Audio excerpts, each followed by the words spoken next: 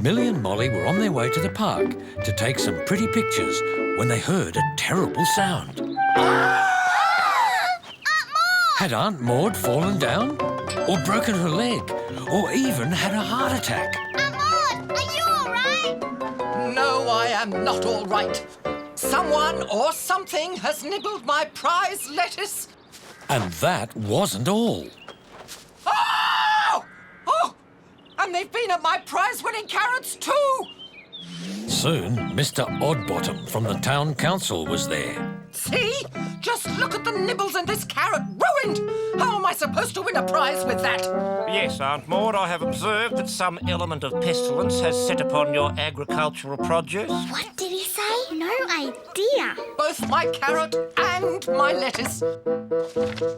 Well, what are you going to do about it? Under Council Bylaw 125B, once a council official has identified the offending pest, vermin or stray, the official has the right to detain, apprehend or otherwise hold said pest, vermin or stray, and has complete authority to determine whatever course of action may be necessary to prevent further transgressions. So, you're going to catch the culprit and stop it from eating my vegetables? That's what I said. Oh! Well, the pest could be getting in over here, Mr. Underpants. It's Oddbottom. Then Millie and Molly had a nasty thought. What if it's someone's pet that ate Aunt Maud's vegetables? Someone we know. I am not a cruel person, Mr. Funnybottom, but I want whatever this is taken care of permanently. I concur. And it's Oddbottom. We should try to find out who ate Aunt Maud's vegetables before they do. So, like a pair of detectives, Millie and Molly set about looking for evidence. Look, whatever it is has left a little footprint in the soil. The footprint has 4 toes. Marmalade has 4 toes. So does Tomcat. Millie and Molly were worried their precious cats might have been the vegetable nibblers that Aunt Maud wanted taken care of permanently. Here comes a picture of the footprint. Now let's have a look at your paw, Tomcat. No, this isn't a cat's paw print. Both have 4 toes, but the middle of the paw is really different. But if the cats hadn't eaten the vegetables, I knew you were a good boy. who had? Was it Humphrey's dog? Zoldan's got 4 toes too. But it's not the same as the photo either. His paw's too big anyway. Well, I know exactly what made that paw print. What? Aliens from the planet Neptune. Humphrey, why would an alien come all the way from Neptune to eat Aunt Maud's vegetables? It's a scientific fact that there are no vegetables on Neptune, so they must have been hungry. The girls weren't sure what they'd do if they found the animal that ate Aunt Maud's lettuce and carrots. But they had a bad feeling about what Mr. Oddbottom might do if he found the animal first. Steady, Roger. Jack's goat liked lettuce and carrots, and almost everything else. But the print didn't match. No! And Miss Blythe's budgie liked lettuce too. But the little bird's claws didn't match either. No! And Chloe's horse loved carrots. But, well, that was just silly. Definitely not! Millie and Molly were starting to feel relieved that none of their friends' pets were guilty of eating Aunt Maud's vegetables. Hi, Elizabeth. Can we look at Mr. Cottonbottom's paws, please? Is this about Aunt Maud's garden? Yeah. Well, I'm sure it wasn't Mr. Cottonbottom. Do you think Mr. Cottonbottom is related to Mr. Oddbottom? Molly, what is it? What's wrong? This is the same as Mr. Cottonbottom's paw print. And rabbits love lettuce and carrots. It must have been your rabbit in Aunt Maud's garden. It couldn't have been. You won't tell Mr. Oddbottom, will you? Tell me what?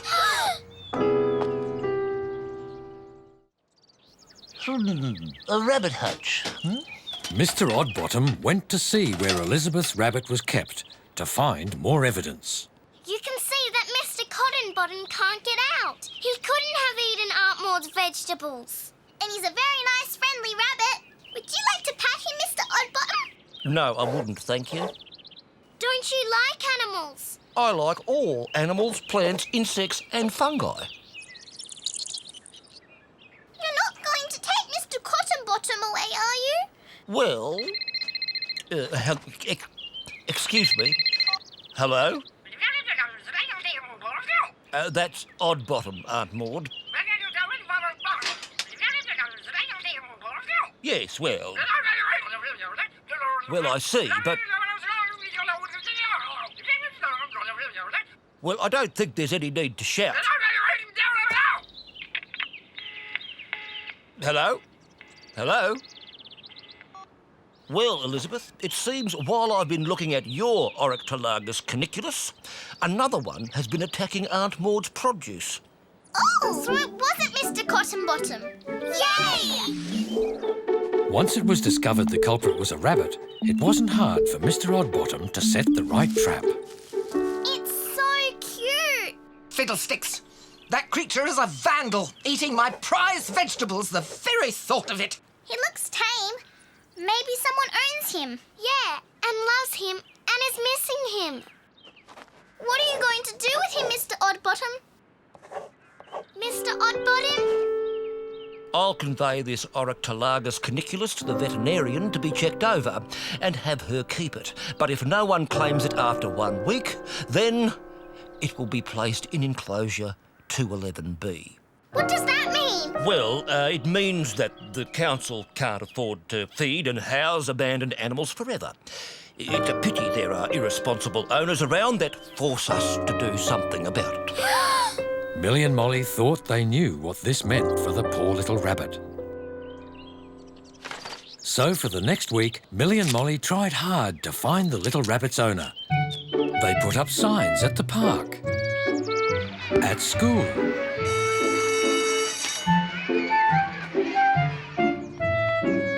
even on the council building where Mr. Oddbottom worked.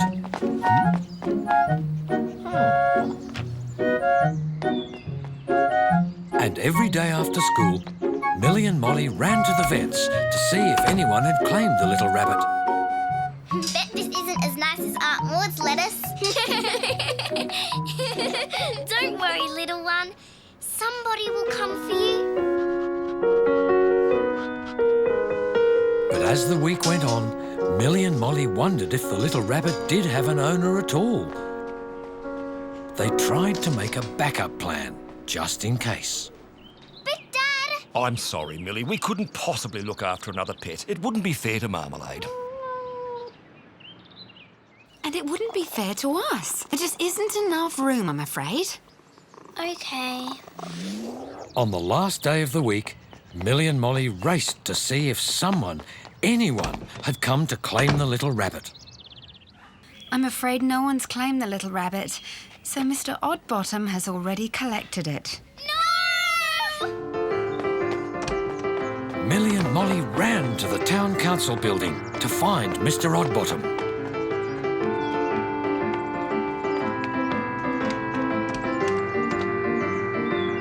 But Mr. Oddbottom had already left for the day.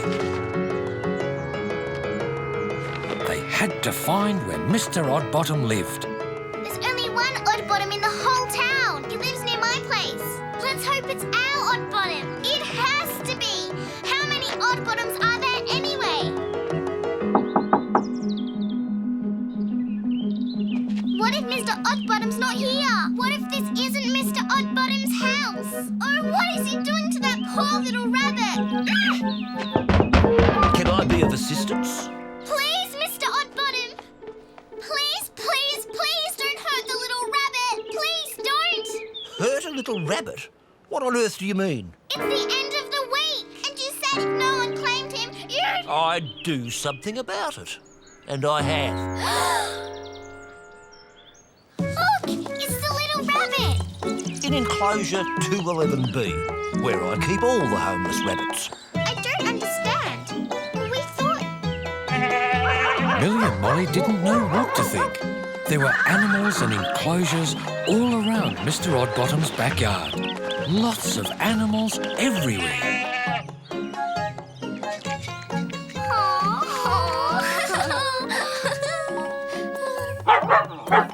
All these poor animals have been abandoned. What else could I do? They're all mine now. Really? You mean you look after all these animals by yourself? Well, What's going on out here? Who was it making all that noise at your front door, Mr. Redbottom? It's Odd Bottom. I don't look after the animals all by myself. Some of the neighbours help with vegetable produce they don't think is good enough to win prizes. Well, is someone going to help me feed these animals or what? We will! And Millie and Molly decided that whenever they could, they'd help nice Mr. Oddbottom look after all the stray animals that he had adopted.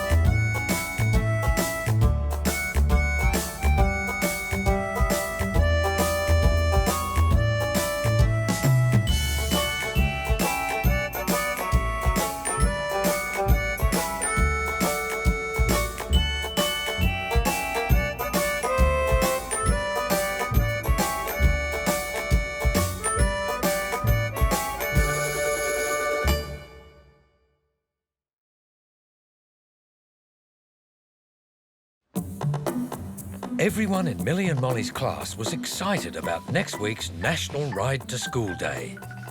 Excellent, Millie. I like the helmets. Thanks, Miss Blythe. That reminds me, class. Make sure you all wear your helmets on Monday. Everyone was drawing and painting bicycles. Everyone except for Molly. It's me and Tomcat walking. We like walking. Have a restful weekend, and on Monday I'll see you all riding your bicycles for National Ride to School Day.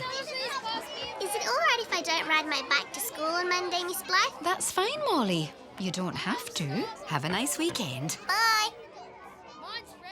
Miss Blythe, will I be the only one in the class not riding? I think you might be, dear.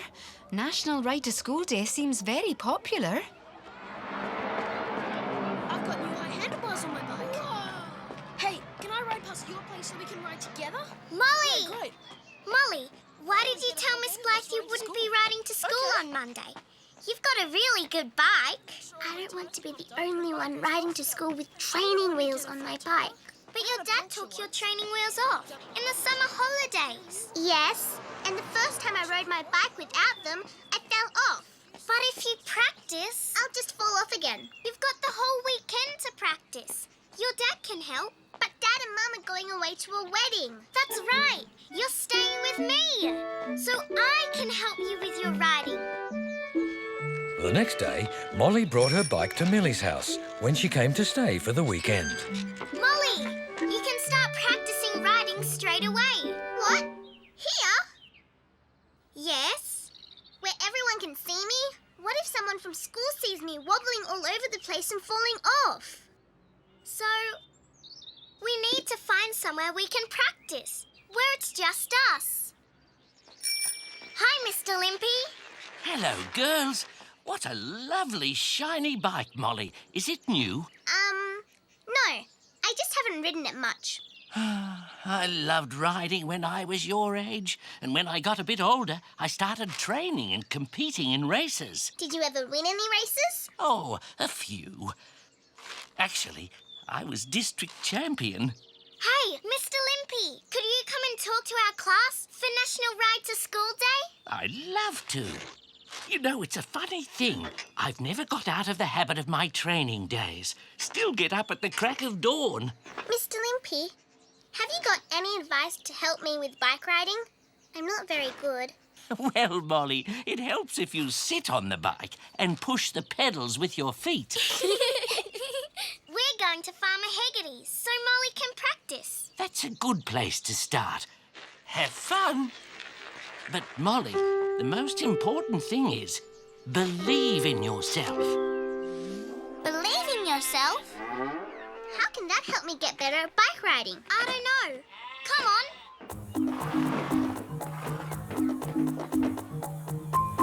Ooh! Ooh! Ooh! Keep trying.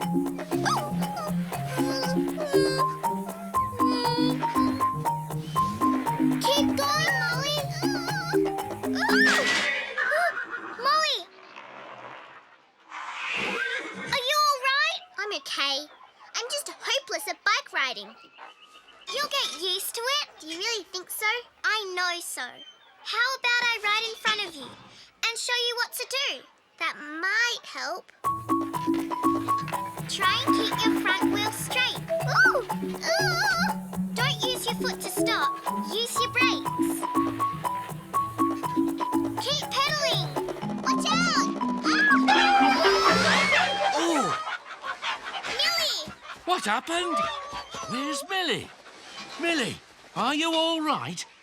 Yes, just itchy. Tired and frustrated, the girls headed home. Molly was feeling desperate.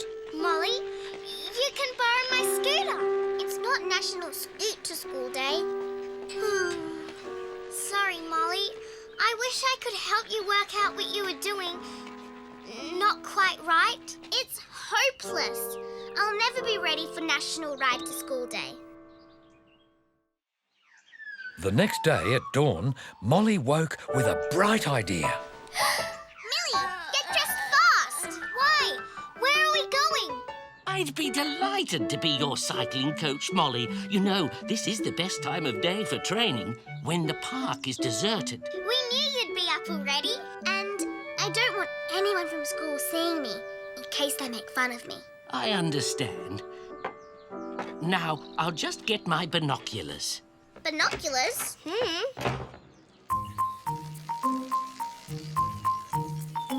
Yes, I see the problem. Molly hasn't got herself properly balanced. Millie, could you be my training assistant? I'd love to. If you hold the back of Molly's bike seat, then she can stop worrying about falling over and get her balance.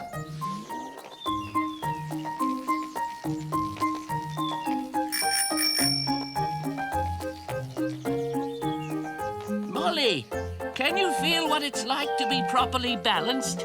Yes, I can. Do you think she's getting the hang of it? Yes, I think she is. So, this time, let go of Molly's bike seat just after she rides past that big tree. That's it, Molly. You're going well.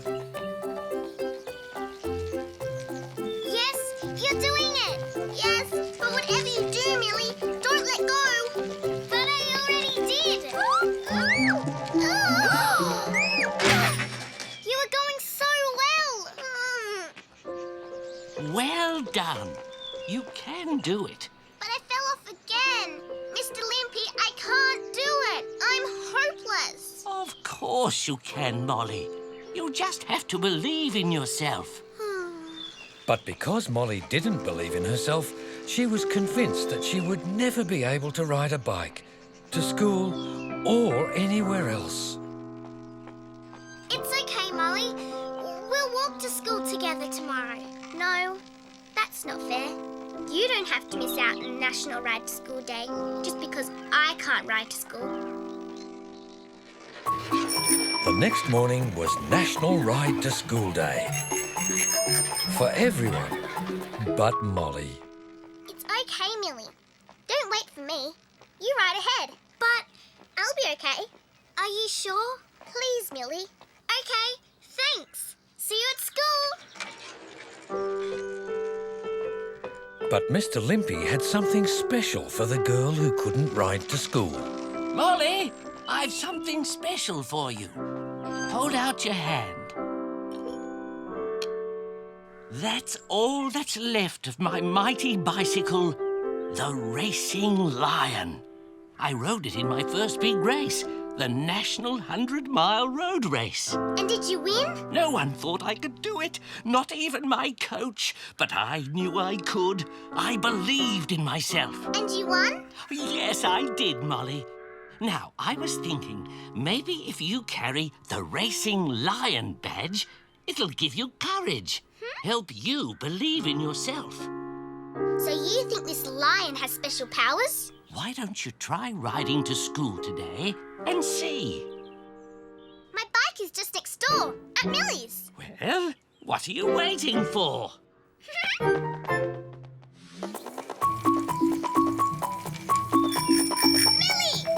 Wow! Molly! Great riding!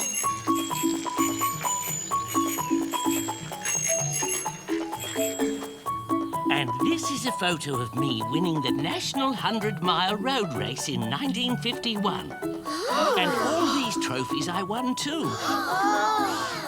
You know, riding bikes is a very healthy thing to do. And no nasty exhausts either. Well, what does everyone think of Mr. Limpy's wee talk, eh? Hooray!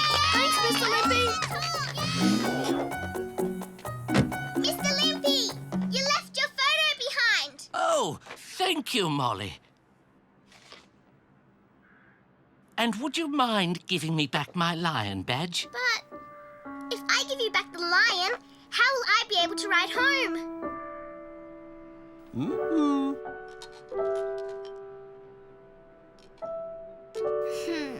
It wasn't the badge that made you able to ride to school. It was you, believing in yourself. But I only believed in myself because I had the badge on. The lion gave me courage, just like it helped you win that road race. Huh?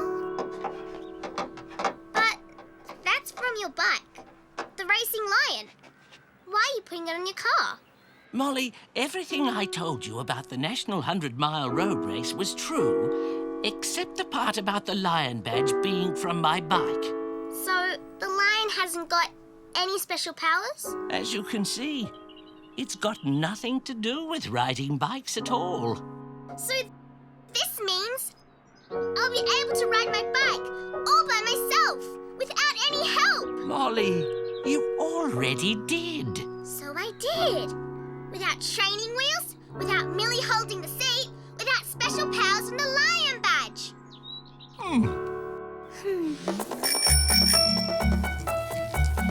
can do it! I can do it! All Molly needed to do was believe in herself.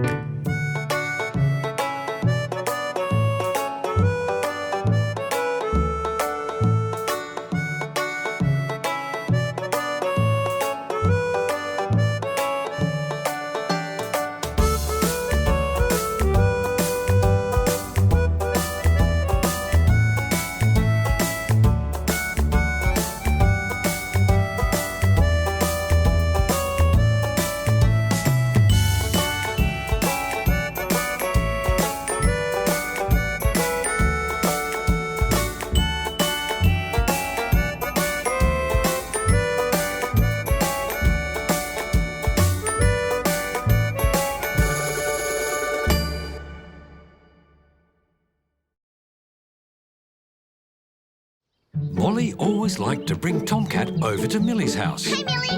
Hi, Molly. because Tomcat liked to play with Marmalade. Where's Marmalade? Uh-oh. But Millie's dad didn't like to play with Marmalade. She's on my chair. Marmalade. Again. Naughty cat. You know you're not allowed on Dad's chair. And drinking my tea again. Cats don't touch human food, remember? Marmalade, shoo! Sorry, Dad. I'll get you a new one. Come on, Marmalade. Tomcat wants to play with you. I'll keep Marmalade busy outside, Dad. She won't annoy you anymore. I find that hard to believe. The next day at school, Millie and Molly were busy making a present for Millie's dad. Good work, everyone. I can see that you're all using craft time to make something useful. Your dad's going to really like this bird bath. I hope it'll take his mind off Marmalade. She really annoys him. And what's that you're making, Harry? It's a double bed quilt for Brian and Bryony. Brian and Bryony must be very tiny. Remember Harry's pet mice? Oh, yes. Oh, how could I forget? And there's a little bow for each of them, so I know who's who. Pink for Bryony and blue for Brian. Lucky little mice. So do you like it, Dad? I love it, Millie. And the birds are going to love it too.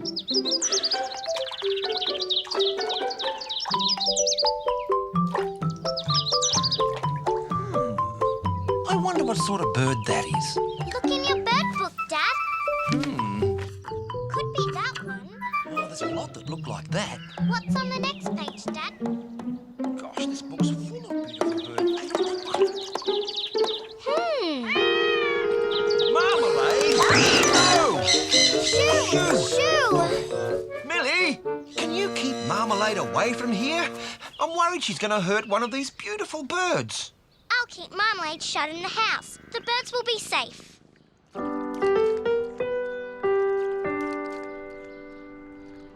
Yes, that's much better, Millie.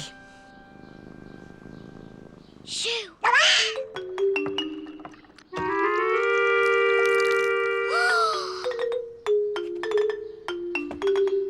Millie would have to hurry if she was going to clean up another Marmalade mess before Dad found out.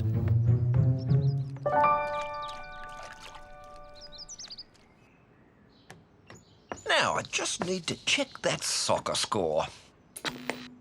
What? Why is this chair all wet? Marmalade? Oh, that's disgusting. No, not that. She knocked the vase over. It's just water. The vase? There's water everywhere. At least the birds are safe, Dad. Yes, but for how long? The next day, Molly was taking Tomcat for a walk and tried to sneak past Snippy Aunt Maud without being seen. Ah, just the person I want to see. I've got an important job that wants doing. I need you and that cat of yours, and Millie and her cat. I've got a terrible outbreak of mice in my garden shed, and I want your cats to hunt them. Well, all right? Yes, Aunt Maud. Over at Millie's house, Marmalade was going the right way to cause more trouble.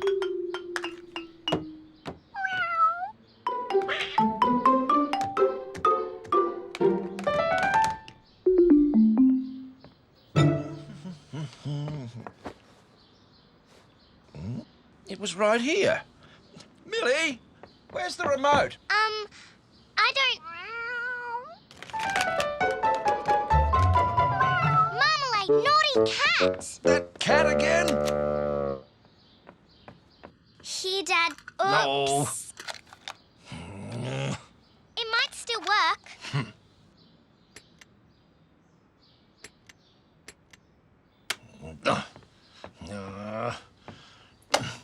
The albatross has a massive wingspan. Sailors have always considered the albatross bad.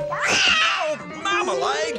I hope that back door's shut. I don't want her out there with those birds. Millie, they're coming the back way. Marmalade! Marmalade, Don't you dare go outside.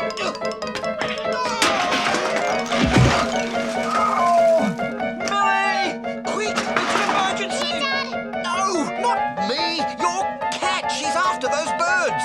Marmalade! Marmalade! No!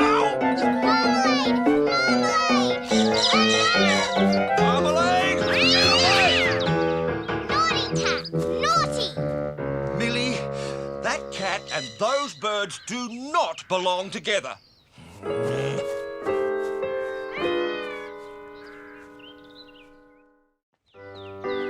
Millie and Molly were on their way to Aunt Maud's to help with her mice crisis. Do you really think that Tomcat and Marmalade can help? But Millie couldn't get her mind off what Dad had said about Marmalade and the birds not belonging together. I just wish I'd never given Dad that stupid bird bath. Then he wouldn't be so angry with Marmalade. Now all the trouble is inside this shed.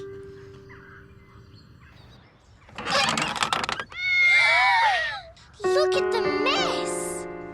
Wow! Hundreds of mice must have moved in here. Hundreds, if not thousands. Did you see them? No, but you can tell by all the damage the wretched pests have done. Have you found anything yet? No. Oh, wait! That's it. Look! The hole where the mice are getting in. Yes! So now we put a cardboard box over it, shut the cats in the shed overnight, and when the mice try to escape through the hole, they'll end up in the box. And now for sport with Jimmy Jingles. There was an upset at the French Open when top seed Anna Canova. Strong, gusty northerly winds ahead of a cool change. Rain at times, clearing to a fine day. The outlook for the next week... It's so peaceful around here. You mean without Marmalade? It's just cats and birds. They don't really get along together, do they? So you think Marmalade should stay at Aunt Maud's? Now that's a thought.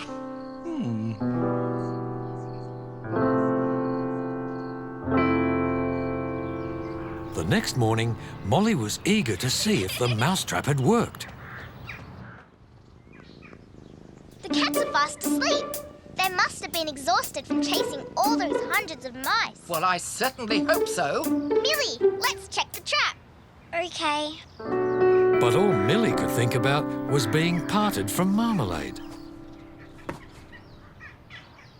Oh, what's so funny? Hundreds of mice? Thousands of mice. No.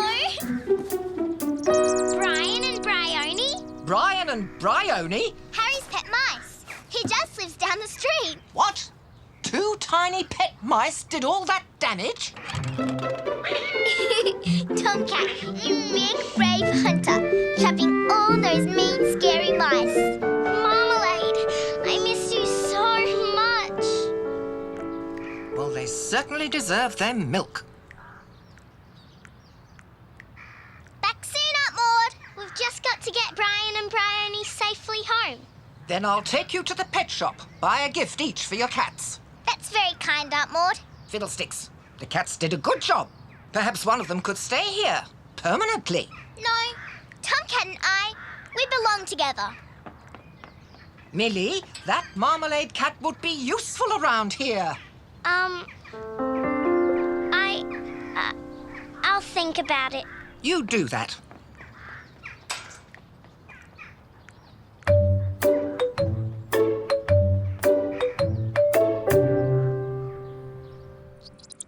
There they are, Harry. All safe and sound again.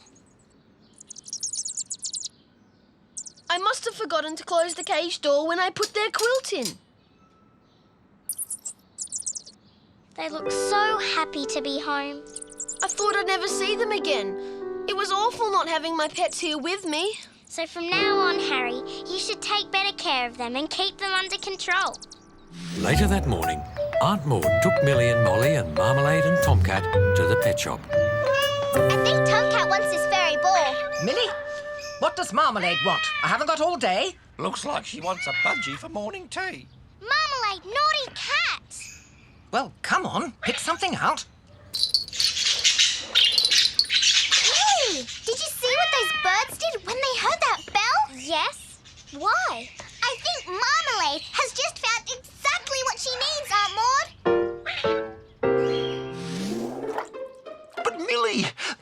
beautiful bird. It looks like it's about to become that cat's lunch.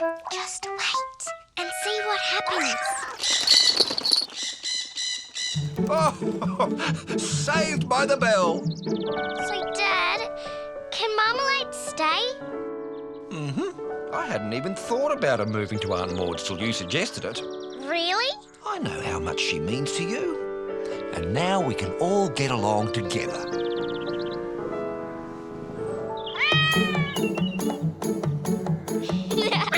Good girl. She said, I'm very sorry, and I promise to behave from now on.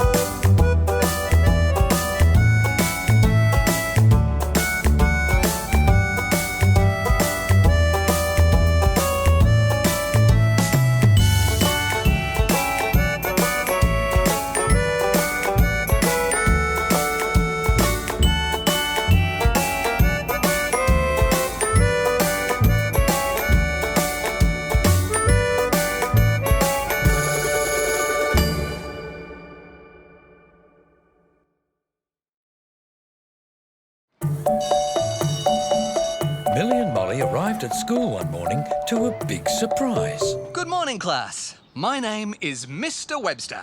I'll be teaching you for... Where's Miss Blythe? Miss Blythe is looking after her mother, who's sick. Oh. Yes, When will she be back? she'll be away for a week. A week. Now, everyone outside. How come? Well, for our morning walk, of course. Morning walk? I know it will take a bit of getting used to. But a walk is a great way to get us going in the morning. Why can't we just start the day with show and tell? Yeah, like we always do. Millie and Molly wanted their school day to stay just the same. But in the afternoon, there were more changes for Millie and Molly's class. Okay, class, time to put your drawings away. Want to do a jigsaw in free time? Yeah, great. And then sit down on the mat for story time. Story time? You don't usually have story time in the afternoon? This is when we always have free time, Mr. Webster. And free time is everyone's favourite time in the whole day. I know it's a bit of a change, but maybe story time will become everyone's favourite time of the day. So, come on then. This is a really exciting adventure story called Mackenzie McDougall and the Mysterious Monster of the Deep. Monster? Yay! How does the story start? Is the monster from outer space? We'll just wait until everyone is sitting down on the mat. Now when will I get to make buildings out of blocks? I was gonna make a mega huge soccer stadium today. Right. Mackenzie McDougall was the only girl in her village who believed in the legend of the Loch Ness Monster. She lived in a... The next day, Millie and Molly were trying not to let all the changes get them down. Well, at least Miss Blythe's only gone for a week. Yeah, I only a week. 2 more weeks. Why? Because Miss Blythe's mother is still unwell and needs some extra care.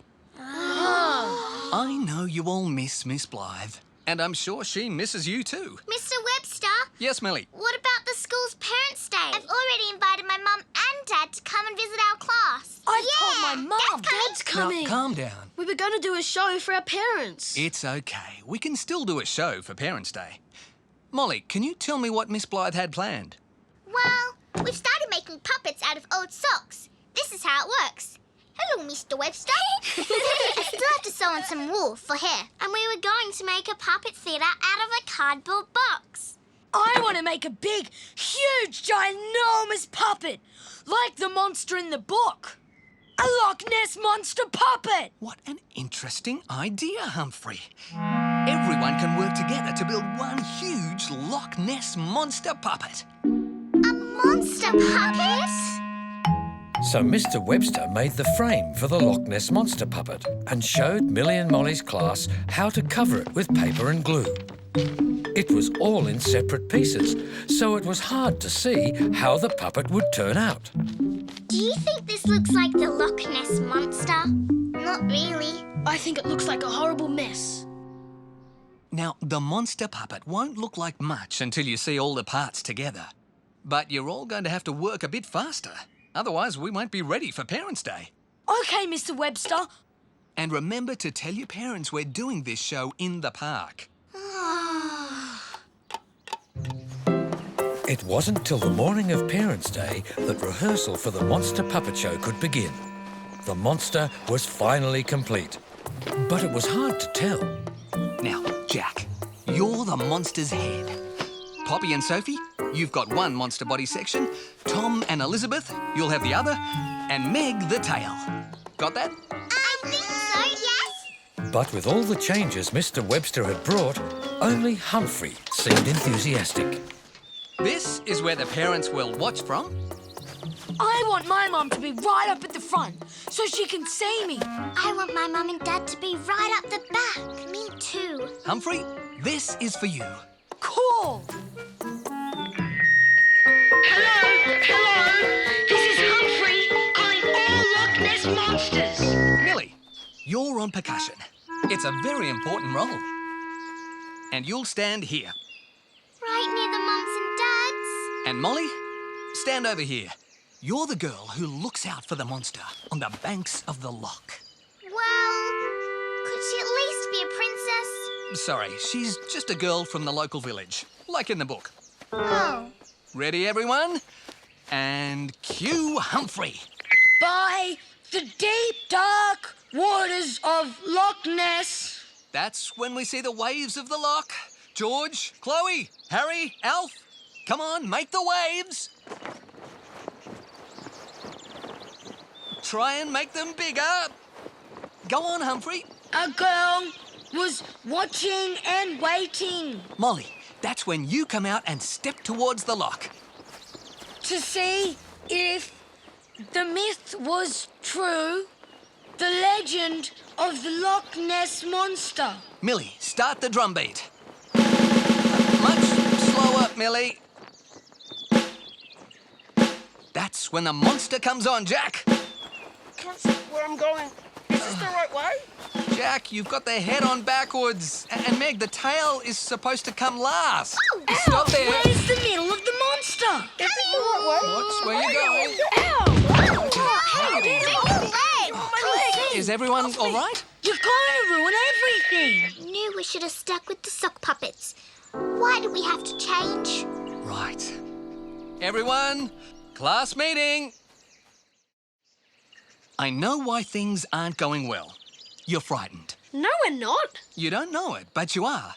But that's okay. It's normal. But what are we frightened of? Frightened of doing something different. So you're not trying very hard to make this puppet show work. Now, I know I've made some changes to your school day, and that can be hard.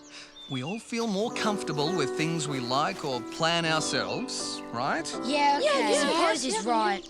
But if we never took a chance, too frightened to try something different, then what a boring life we'd all lead. Everything the same, forever. We'd still be living in caves. With dinosaurs and saber-toothed tigers? That's not a good thing, Humphrey. Oh. We wouldn't have houses or electricity or hospitals or ice cream. Well, someone had to be brave enough to try the first ice cream. It might have tasted terrible. But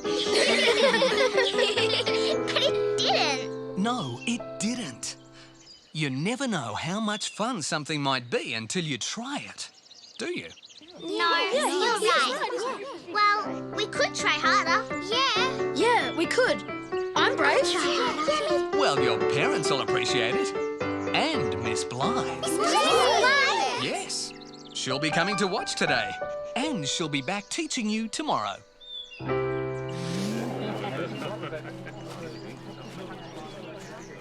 I hope it's going to be okay. We haven't had much practice. We can only try hard. And be brave. Shh, it's about to start. Parents and visitors, welcome to our show called Legend of the Deep.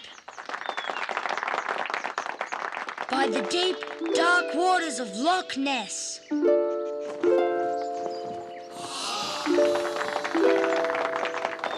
A girl was watching and waiting to see if the myth was true.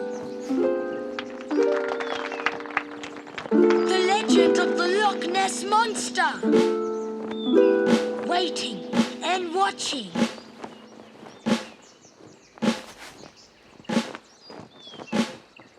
Waiting and waiting.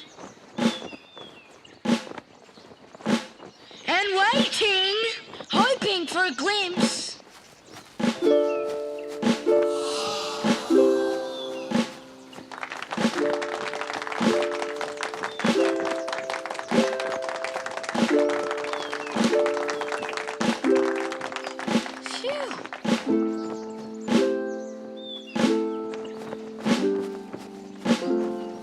Hello, Mr. Monster from Loch Ness. I'm pleased to meet you. Wow, you're beautiful. Oh, she's a bonny monster. At last she knew the legend of the deep was true. But how could she make sure that the monster came to no harm? She had to make a plan to protect him. Well done! Oh, I'm so proud of you all. Oh, Mr. Webster, so am I. That Loch Ness Monster is so much more exciting than the wee sock puppet show I had planned. What a brilliant idea. That was my brilliant idea. Humphrey. Now I'm really impressed, Mr. Webster. I've had a great time at your school, and that show today was a terrific way to finish. Excuse me, Miss Blythe. Can we still go on our morning walk tomorrow? It's the best way to start the day. It really gets you going. And can we still have story time every day? It's my most favourite time of day. Oh, yeah, You most certainly can. It's great to have some exciting changes to our school day, thanks to Mr. Webster.